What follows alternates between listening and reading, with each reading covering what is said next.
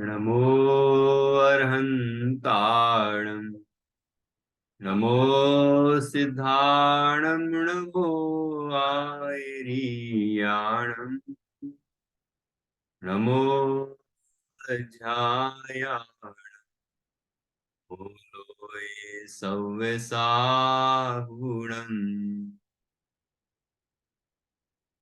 मङ्गलं भगवान् वीरो मङ्गलं गौतमो गणी मङ्गलं कुन्द कुन्दाद्यो जैन धर्मोऽस्तु मङ्गलम् सर्वमङ्गल माङ्गल्यं सर्वकल्याणकारकं प्रधानं सर्वधर्माणां जैनं जयतु शासनम् जैनं जयतु शासनम्।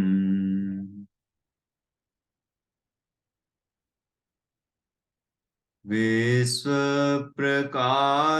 महिमानममानमेकम् ॐ अक्षराद्य किलवाहेतुभूतम्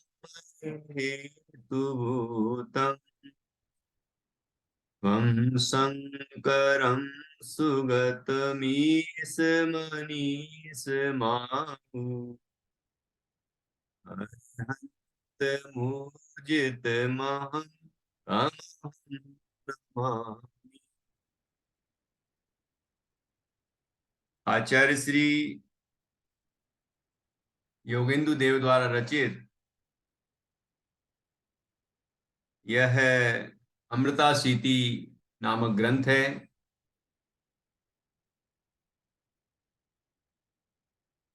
इसके 26 काव्यों पर हमारी चर्चा हो चुकी है। आज हम 27वें काव्य पर चर्चा करेंगे। 26वें काव्य से जो इस ग्रंथ का मुख्य विषय है ध्यान, उसकी चर्चा प्रारंभ हुई है और 25वें छंद तक ध्यान की भूमिका तैयार की गई। जब तक हमारे हृदय में, जब तक हमारे परिणामों में राग द्वेष हैं, काम क्रोध के परिणाम हैं, कहीं पर में आसक्ति है, पर में ही झुकाव है, जुड़ान है, तो तब तक जीव अपने अंतर की ओर नहीं आ सकता। इसलिए बाहर से धन, संपदा, वैभव, पंचेंद्रिय के विषय, इन सबसे विरक्त कराया, संसार, शरीर और भोगों से विरक्त कराया और समता भाव प्रकट करने की प्रेरणा दी। समता के साथ मैत्री, प्रमुदिता, कृपा, ये 3 गुण और होने चाहिए। इस तरह 4 गुण के साथ यह आत्म ध्यान का कार्य प्रारंभ होता है। जब ये प्रकरण 26वें छंद में प्रारंभ हुआ तो सर्वप्रथम प्रकरण प्रारंभ होते ही मुख्य विषय की चर्चा आचार्य ने की कि निश्चय परमात्मा आराधना, इस देह के अंदर विराजमान जो चैतन्य परमात्मा है, निश्चय परमात्मा है, जो हम स्वयं हैं, निशुद्धात्मा, उसका स्वयं ही अनुभव करना, स्वयं का स्वयं ही स्वयं से अनुभव करना, उसमें लीन हो जाना, वह निश्चय परमात्मा आराधना है। और अपने मन में सिद्ध परमात्मा का ध्यान करना, वह व्यवहार परमात्मा आराधना, अरहंत भगवान का, सिद्ध भगवान का ध्यान करना, वो व्यवहार परमात्मा आराधना है।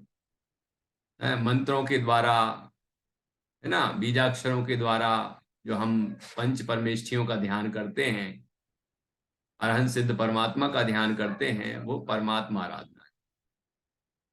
तो इस तरह से यहाँ बड़ी सुंदर चर्चा की और बड़े अलंकारिक भाषा में बात की कि इस देह के अंदर जो मन है, मन रूपी गुफा में ध्यान लगाओ चैतन्य तत्व का, निज निज स्वरूप का, है ना। कोई बाहर की गुफाओं की जरूरत नहीं है, अंतर की गुफा में ही हम ध्यान लगाएं। तो ये मन में ध्यान लगाएंगे तो आत्मा का ध्यान कैसे हो जाएगा? कि मन में भी तो आत्मा है कि नहीं है?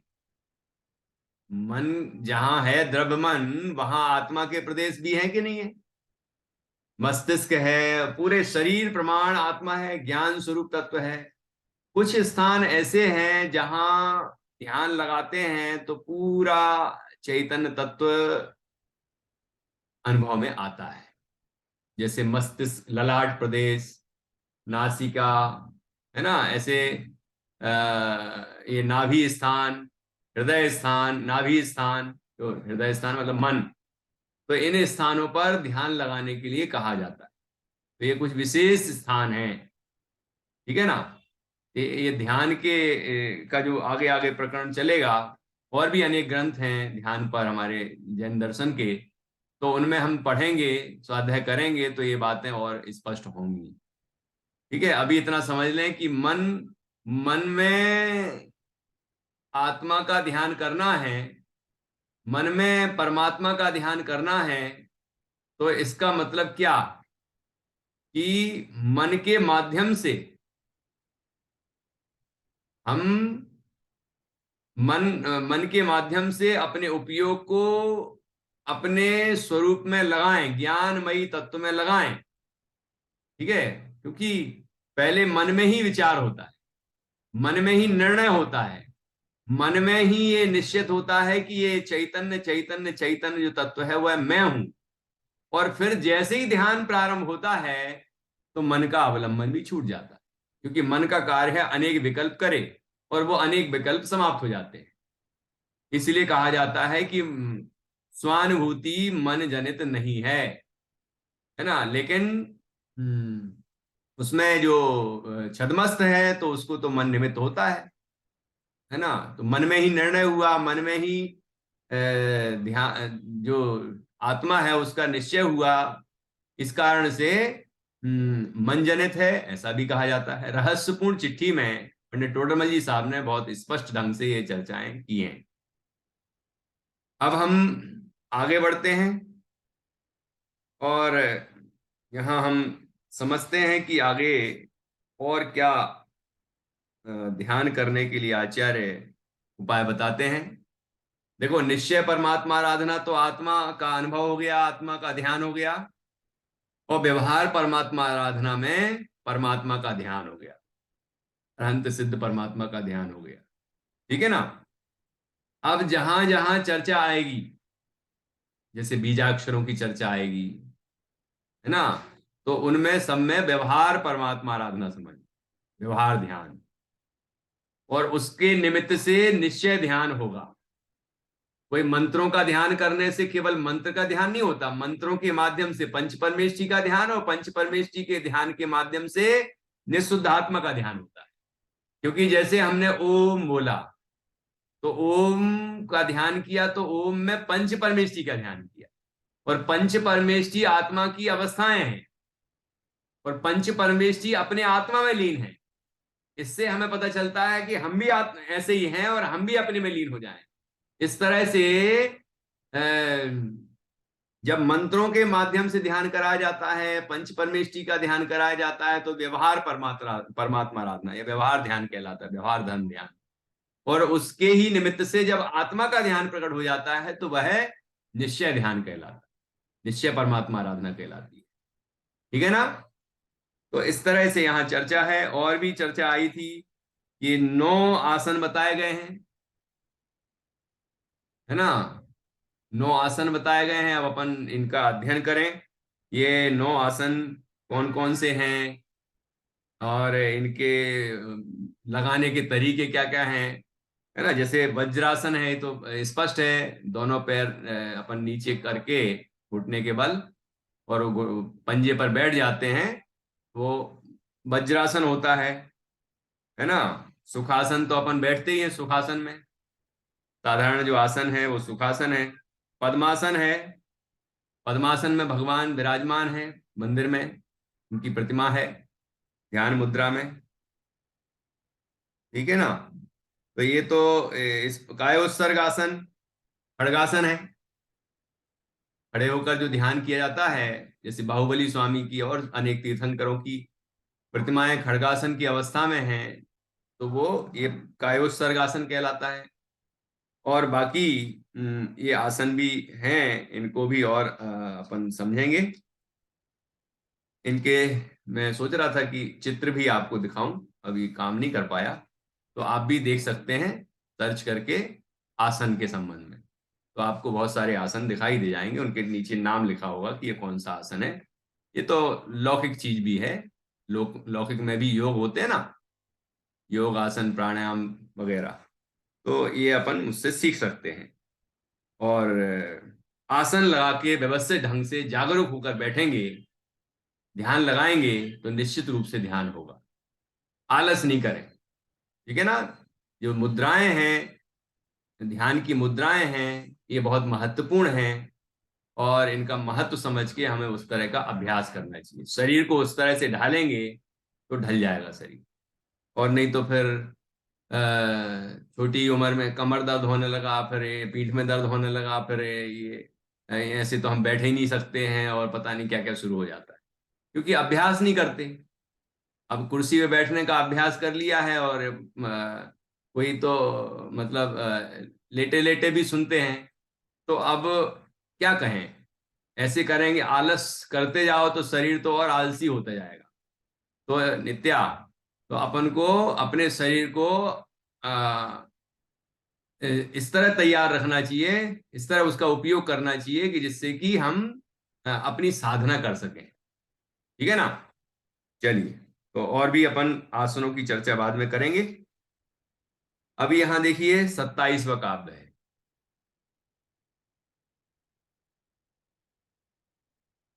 27वें काव्य में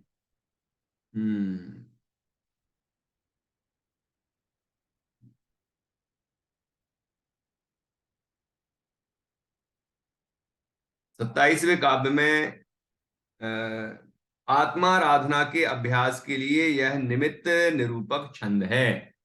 तो निमित्त के रूप में यहां पर ब्रह्मरंध्र की चर्चा की है, और तालुरंध्र ये क्या होते हैं ये अभी अपन समझेंगे। ये सुषुम्ना नाड़ी क्या होती है, ठीक है ना। ये जो ध्यान और योग के जो ग्रंथ हैं, उनमें ये विशेष रूप से चर्चा आपको मिलेगी, डिटेल में, विस्तार से। यहाँ नाम दिए हैं तो उनको हम पढ़ें और समझने की कोशिश करें। देखिए, पहले हम छंद पढ़ते हैं। आराध्य धीर चरणौ सततं गुरुणा, लब्ध्वा ततः दशम मार्गवरोपदेशम्, तस्मिन् विधेहि मनसा विसर्ग स्थिरतां प्रयत्ना, सो संप्रयाति तव येन भवापगेयम्। आराध्य धीर, हमारे लिए क्या कहा है, क्या संबोधन कर रहे हैं आचार्य। हे धीर, हे धैर्यशाली व्यक्ति, जीव, है ना।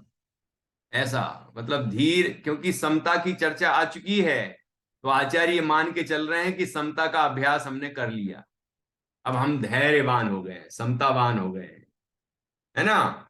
क्योंकि धैर्य और समता पूर्वक ही ये ध्यान हो सकता है। अधीर होंगे तो ध्यान नहीं होगा। जल्दी से हो जाए, हम तो हड़बड़ी में आए कहीं से भागम भाग करके, और जल्दी से बैठे और कहीं के आत्मा में लीन हो जाए, परमात्मा का ध्यान हो जाए, है ना। मन ही नहीं लगा रहे कितनी है ना। मैं बैठा था 10 मिनट 5 मिनट, लेकिन तो बिल्कुल ध्यान ही लगा, वहां वहां के विकल्प आ रहे थे, पता नहीं क्या क्या हो रहा था। अरे भैया, अभ्यास तो करना पड़ेगा ना। और जो विकल्प हो रहे थे, उन विकल्पों को जान कौन रहा था। जो जान रहा था वो मैं हूं, ऐसा ध्यान करना होगा। वो जानने वाले का ध्यान करना है, जो जान रहा है ज्ञान स्वरूप है। ज्ञान महसूस होगा अंदर, अनुभव में आएगा, है ना, उसकी सत्ता ख्याल में आएगी, और उस पे ही ये उपयोग को, मन को एकाग्र करेंगे तो ज्ञान मात्र अनुभव में आएगा, जिन मात्र अनुभव में आएगा। ठीक है ना। तो धीर कह रहे हैं आचार्य। और क्या कहते हैं? आराध्य। आराधना करें, आराधना करो। चरणौ, चरणों में। सततम, निरंतर। किसके चरणों में बैठकर? गुरु नाम, गुरुओं के चरणों में बैठकर आराधना करके, आराधना करें। लब्ध्वा ततः दसम मार्ग वरोपदेशम। और गुरुओं के चरणों में कौन सा उपदेश प्राप्त करें? दसम मार्ग का। हे धीर पुरुष, गुरुनाम, गुरुजनों के चरणों, चरणों की सततम निरंतर आराध्य आराधना करके, ततः उन गुरुओं से 10वें मार्ग का श्रेष्ठ उपदेश प्राप्त करके, तस्मिन, उस दसम मार्ग में, प्रयत्नात्, तस्मिन विधेहि मनसा स्थिरताम प्रयत्नात्। ये प्रयत्नात् अर्थात प्रयत्न पूर्वक, मनसा, मन से, स्थिरताम, स्थिरता, मन की स्थिरता, मन की स्थिरता करो। 10वें मार्ग में मन की स्थिरता करो, मतलब मन लगाओ। मन मतलब उपयोग लगाओ। मन के निमित्त से ही लगाते हैं ना, इसलिए मन लगाओ कहते हैं। मन के निमित्त से जो उपयोग काम करता है उसको कहां लगाओ? दसम मार्ग में लगाओ। वो दसम मार्ग कौन सा है भी बताएंगे। ये ध्यान और योग के विषय हैं। अन्नवती इसका अर्थ करेंगे तो वो अलग बताएंगे। वो पॉइंट तो वही बताएंगे, बिंदु तो वही बताएंगे, लेकिन वो अलग व्याख्या करेंगे और हम अलग व्याख्या करेंगे। है ना। जैसे हम कहेंगे कि प्रत्येक आत्मा परमात्मा है, वो कहेंगे प्रत्येक आत्मा परमात्मा का अंश है। अंतर हो गया। मतलब आप स्वतंत्र परमात्मा नहीं है, स्वतंत्र एक आत्मा नहीं है, परमात्मा के कोई अंश हैं। और हम कहेंगे कि जब हम अपने में लीन हो जाएंगे तो हम परमात्मा बन जाएंगे।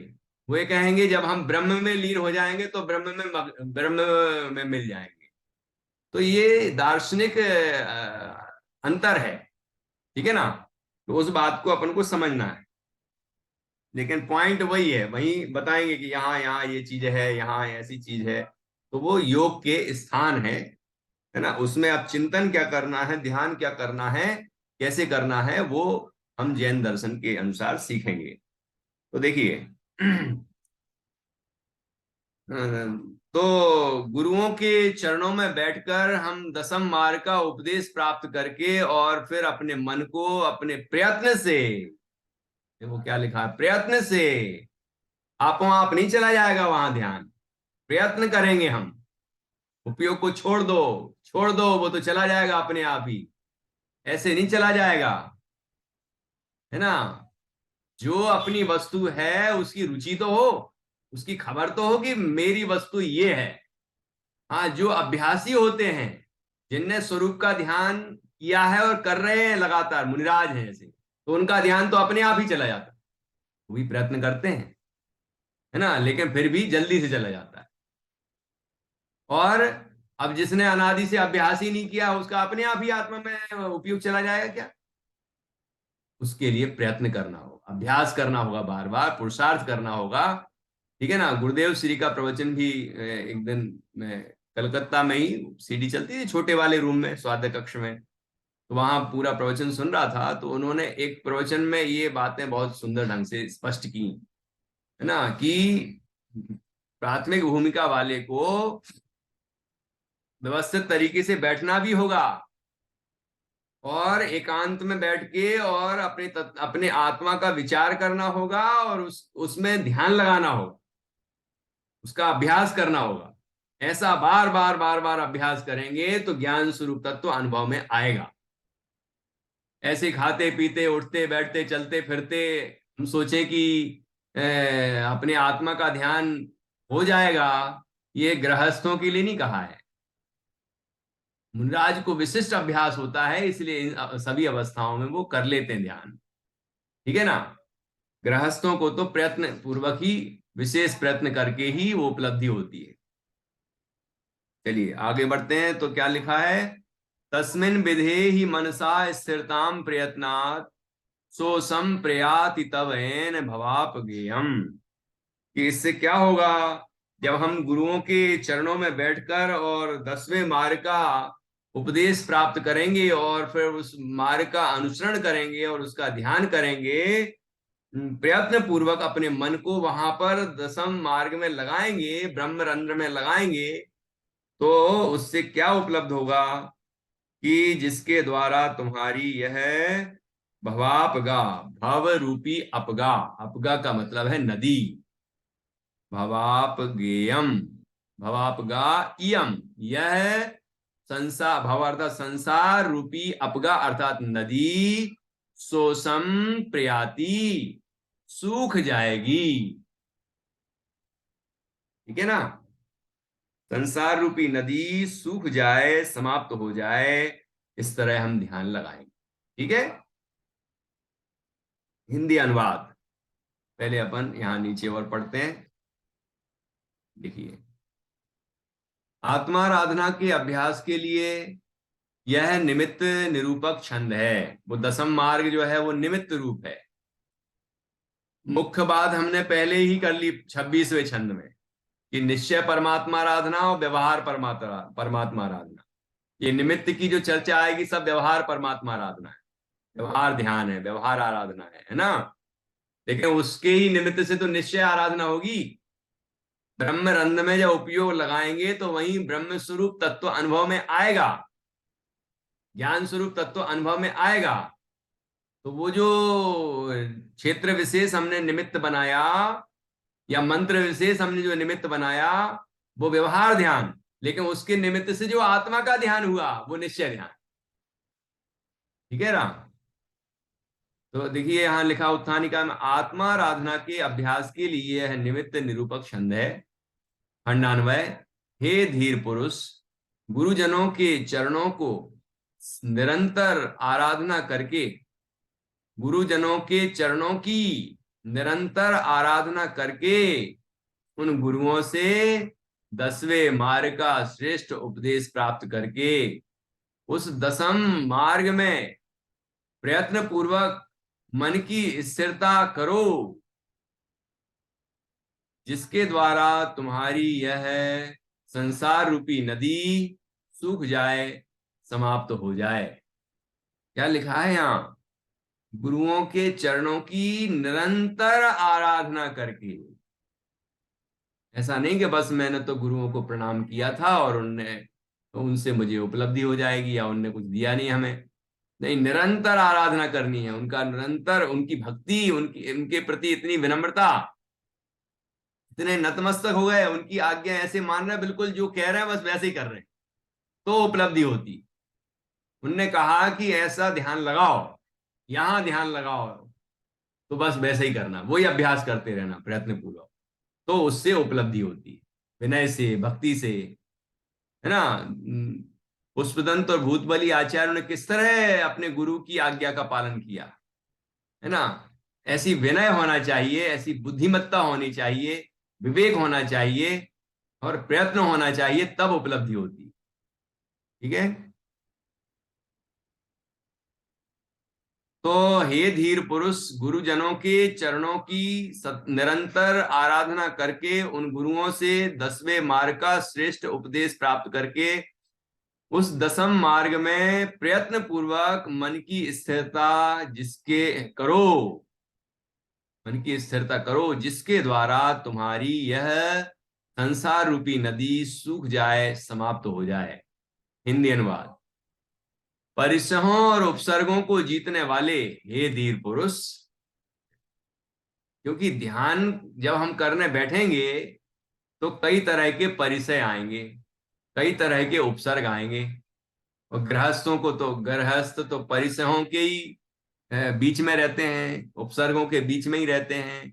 आप अपने कमरे में बैठकर, स्वाध्याय कक्ष में बैठकर और ध्यान लगा रहे होंगे, तो हो सकता है कि वैसे तो कोई आप से कुछ कहने नहीं आता होगा, लेकिन उसी टाइम में खटखटा देगा दरवाजा, लेकिन आपने प्रतिज्ञा की है कि मैं 1 घंटे तक यहां से उठूंगा भी नहीं, हिलूंगा भी नहीं, और वो खटखटाया जाएगा, पता नहीं क्या हो गया हो, है ना, सो तो नहीं गए या कुछ हो और तो नहीं हो गया, उन्हें क्या पता कि हम ध्यान में बैठे।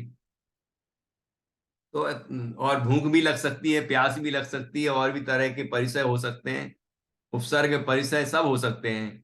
ठीक है ना। तो इसके लिए जब अपन इस ध्यान करने बैठे हैं तो उसके पहले सबको जता आए कि भैया हम 1 घंटे यहाँ बैठेंगे, कोई बाधा उत्पन्न नहीं करना, कोई काम हो तो पहले बोल दो, मतलब निर्वृत्त तो होके आना चाहिए। राजा लोग या जो भी दीक्षा लेते थे, वो पूरे निश्चल होके क्यों आते थे? यदि राजा है तो अपने पुत्र को राज्य देंगे या किसी योग्य व्यक्ति को राज्य देंगे, मतलब सब कुछ संभलवा के, सब कुछ सारी व्यवस्थाओं से निश्चिंत होकर अपने कर्तव्य पूरे करके और फिर दीक्षा लेते और ध्यान करते, तो निश्चल होकर, निशंक होकर, निर्विकल्प होकर स्वरूप में लीन हो जाते। ये विधियां हैं। ऐसा नहीं करना है कि कोई बात खींच के करें, हम जबरदस्ती करें, हम ये विधि पूर्वक करेंगे तो ध्यान लगेगा। ठीक है। तो हम बता दें कि भाई हम इतनी देर के लिए बैठ रहे हैं, और आप लोग कोई काम हो तो पहले बता दो, है ना, बीच में बाधा उत्पन्न नहीं करना, कोई फोन आए तो हमारे 1 घंटे बाद, है ना, जो भी, मतलब सब तरफ से निश्चिंत होके अपन बैठेंगे तो कार्य होगा।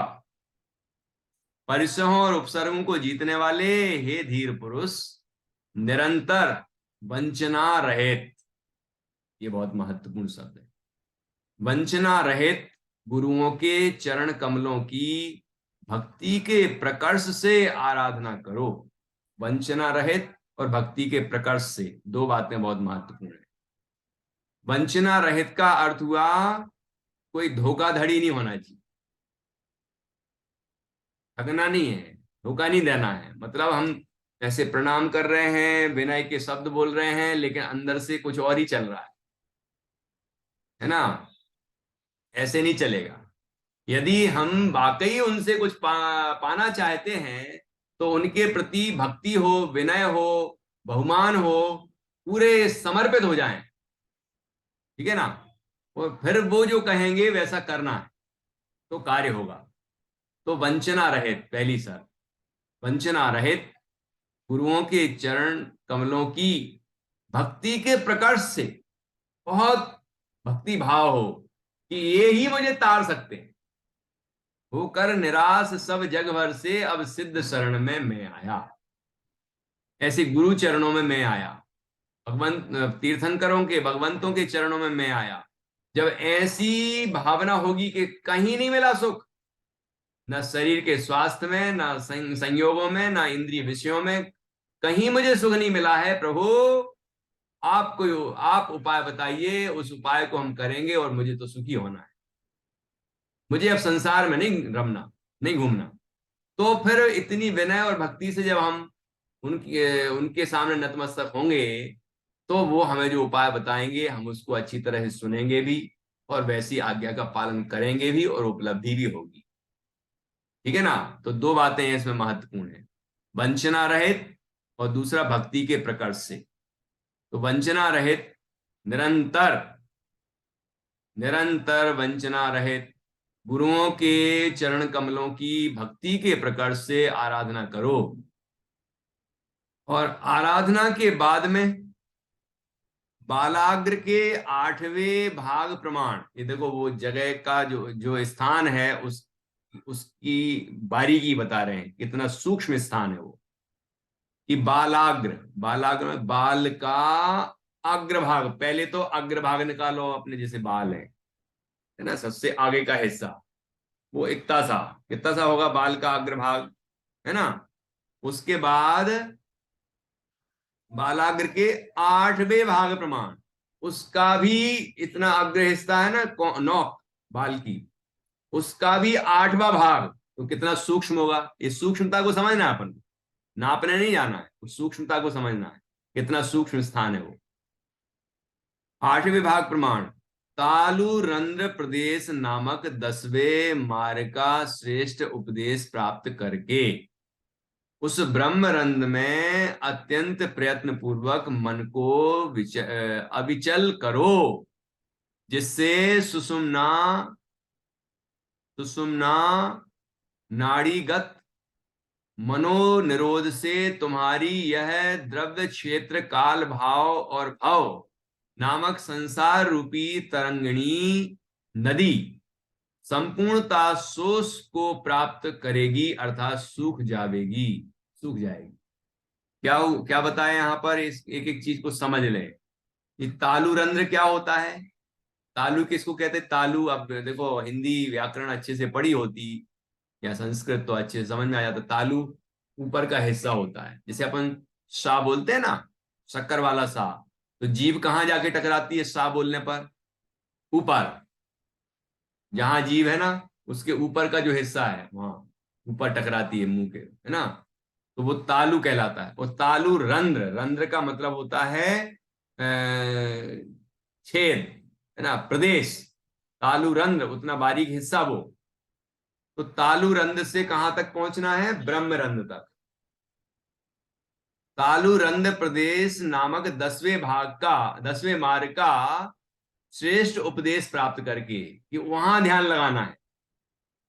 ठीक है, तो वहां ध्यान लगाने से कहां तक पहुंचेंगे? कि उस ब्रह्म रंध्र में, ब्रह्म रंध्र है वहां, रंध्र मतलब तो छिद्र हो गया, प्रदेश है ना, भाग। ब्रह्म रंध्र में अत्यंत प्रयत्न पूर्वक मन को अविचल करो। ठीक है ना, वहां ही ध्यान लगाना है, वहीं लगाते रहो, लगाते रहो, लगाते रहो, लगाते रहो। आप देखना, जब एक जगह पे उपयोग लगाएंगे ना तो पूरा ज्ञान स्वरूप तत्व अनुभव में आ जाएगा। करके देखना, ये अभ्यास का विषय है, ये केवल चर्चा का विषय नहीं है, अभ्यास करना होगा। तो क्या होगा उसकी प्रक्रिया? कि मन को जब अविचल कर देंगे, और वहां पर वो क्या है, वो रंध्र में क्या है, पूरे शरीर में क्या है? ज्ञान, ज्ञान, ज्ञान, ज्ञान स्वरूप आत्मा। तो वहां भी ज्ञान है। ठीक है ना, तो उस स्थान पर हमने उपयोग को लगाया, ध्यान लगाया, तो वहां ज्ञान, जानना महसूस होने लगा। और लगाए रहे, लगाए रहे, लगाए रहे, तो पूरा ज्ञान स्वरूप अनुभव में आ गया। इसको ही तो ब्रह्म कहेंगे, ब्रह्म मतलब आत्मा। ठीक है ना, तो वो ब्रह्म रंध्र है, वहां पर ध्यान लगाएंगे तो पूरा आत्मा अनुभव में आएगा, इसलिए ब्रह्म रंध्र कहा उसको।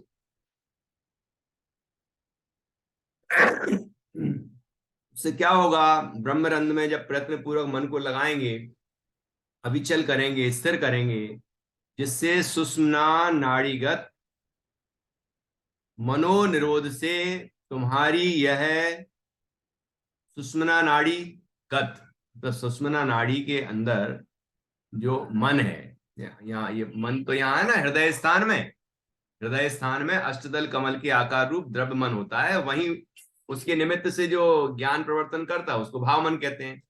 तो वहीं सुषुम्ना नाड़ी, ठीक है ना, तो उससे, जिससे सुषुम्ना नाड़ीगत मनोनिरोध से तुम्हारी, मनोनिरोध से मतलब मन में जो तरह तरह के विकल्प उठ रहे थे, वो विकल्प शांत हो जाएंगे, क्योंकि एक जगह हमने उपयोग को लगाया और वहां ज्ञान, ज्ञान, ज्ञान, ज्ञान, ज्ञान, ज्ञान, ज्ञान अनुभव करने लगे। तो ज्ञान स्वरूप तत्व हमें अनुभव में आया, तो मन के जो विकल्प हैं वो शांत हो गए, उसको कहेंगे मनोनिरोध। मन के विकल्प समाप्त हो गए। मन का काम है अनेक विकल्प करे, और वो अनेक विकल्प होना समाप्त हो गए, क्योंकि ज्ञान स्वरूप अनुभव में आने लगा, स्थिर हो गया मन। तो मनोनिरोध से तुम्हारी यह क्या होगा? उससे जब ज्ञान स्वरूप तत्व की निर्विकल्प अनुभूति होगी, तो संसार का नाश हो जाएगा।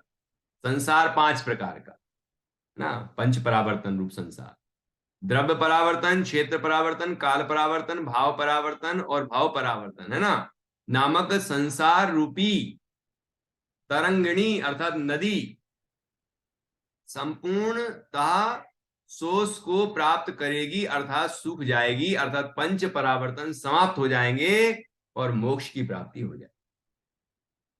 ठीक है ना? देखिए अब और थोड़ा स्पष्ट होगा आगे। आगे जैसे जैसे अपन आगे बढ़ेंगे, घबराना नहीं, ये कौन से शब्द हैं, ये पहली बार सुने हैं, है ना, तो ये कैसे समझ में आएंगे? आएंगे, कोशिश करनी पड़ेगी, आएंगे, क्योंकि ये सुने नहीं कभी। भाई ये जैन योग है, ये योग है ना। वहां भी आपको योग में ये शब्द मिलेंगे सारे, वहां भी अनाहत नाद मिलेगा, ये सब शब्द वहां भी मिलेंगे। लेकिन इसका आध्यात्मिक अर्थ यहाँ जैन दर्शन में क्या है, वो आपको यहाँ मिलेगा। और उससे हम उसका जब प्रयोग करेंगे तो अनुभूति होगी, कल्याण होगा। देखो भावार्थ, दसम द्वार नामक अरहद आराधना, निज निजात्माराधना की बाह्य साधन रूप से परंपरा से मोक्ष की हेतु होती है, यह सूत्रार्थ। ब्रह्मरंध कहा था, तो ब्रह्म नाम परमात्मा का, तो व्यवहार से जब ब्रह्म का अर्थ करेंगे तो परमात्मा लिखा ना, अरहद आराधना, अरहंत भगवान की आराधना की, परमात्मा की आराधना की, सिद्धों का ध्यान किया, अरहंतों का ध्यान किया, है ना, वहां उस ब्रह्मरंध में ध्यान किया। और ये तो हुआ बाह्य साधन, निमित्त। और फिर क्या हुआ, वहीं ध्यान लगाए लगाए ज्ञान स्वरूप तत्व अनुभव में आ गया, तो वो निज आत्माराधना हुई। ठीक है, तो निजात्मा आराधना की बाह्य बाह्य आराधना क्या है, बाह्य साधन रूप आराधना अरहद आराधना। उससे परंपरा से मोक्ष की प्राप्ति होती, क्योंकि परमात्मा की आराधना करते करते जैसे परमात्मा है वैसा ही मैं ज्ञान स्वरूप तत्व हूं, सिद्धों जैसा हूं, जो कि 26वें छंद में चर्चा आ चुकी है, वो हर जगह समझना आगे आगे। तो उस परमात्मा की आराधना की हमने, निज परमात्मा की, तो उसमें निमित्त कौन बना, वो अरहंत की आराधना, इसलिए उसको परंपरा कह रहे हैं। उसमें परमात्मा की अरहंत की आराधना की, तो उसके बाद फिर आत्मा की आराधना हुई, ये परंपरा। वो परंपरा के अर्थ हम पंचाशी का संग्रह में अच्छी तरह समझ चुके हैं। ठीक है, देखिए आगे विशेष। प्रस्तुत पद में आचार्य देव ने निजात्मा आराधना की बाह्य साधनभूत योग साधना का अवलंबन लेने की प्रेरणा दी गई है, दी है ना, आचार्य देव ने लिखा है ना, दी है होना चाहिए। प्रस्तुत पद में आचार्य देव ने निजात्मा आराधना की बाह्य साधनभूत योग साधना का अवलंबन लेने की प्रेरणा दी है, किंतु उसे साक्षात मोक्ष कारण नहीं माना है। अरहंत की आराधना साक्षात मोक्ष कारण नहीं, बल्कि परंपरा से मोक्ष हेतु स्वीकार किया है। ठीक है, परंपरा तो एक अर्थ ये हो गया कि पहले परमात्मा की आराधना हुई, फिर निजात्मा की आराधना हुई। और एक ये हो गया कि यहां से वो स्वर्ग में जाएगा, स्वर्ग से फिर मनुष्य बनेगा, फिर मुनि बनेगा, फिर साधना पूर्ण करके फिर मोक्ष जाएगा। वो एक परंपरा का वो अर्थ भी होता है, यहाँ ये वाला अर्थ है ना। शुभ भाव हो रहा था, शुभ भाव का व्यय हुआ, फिर शुद्ध भाव प्रकट हो गया, ऐसा ये परंपरा। वे कहते हैं कि हे धीर पुरुष, तुम ज्ञानी गुरु के चरणों की निरंतर आराधना करके उनसे दसम मार्ग की प्राप्ति का उपदेश प्राप्त करो, तथा तदनंतर वहां उपयोग को एकाग्र करके करने का प्रयत्न करो, ताकि तुम्हारी भवापगा अर्थात संसार रूपी नदी सूख जाए। यहाँ ध्याता के लिए धीर संबोधन सोद्देश है, देश सहित है, और धैर्य को योग सिद्धि के मुख्य कारणों में परिगणित किया गया है। धैर्य पहली जरूरत है ध्यान करने के लिए। संपूर्ण भारतीय संस्कृति में धीर शब्द विरक्त आत्मदृष्टा योगी के अर्थ में परिग्रहित है। धीर कहते ही समझ में आना चाहिए जो संसार से विरक्त है, शरीर और भोगों से विरक्त है ना, और आत्मदृष्टि है जिसकी, वो धीर है। गुरु चरणों की आराधना का आदेश भी अतीव महत्वपूर्ण है, क्योंकि योग साधना सदगुरु की शरण में जाए बिना हो ही नहीं सकती है। जैनाचार्यों ने आत्म साधन हेतु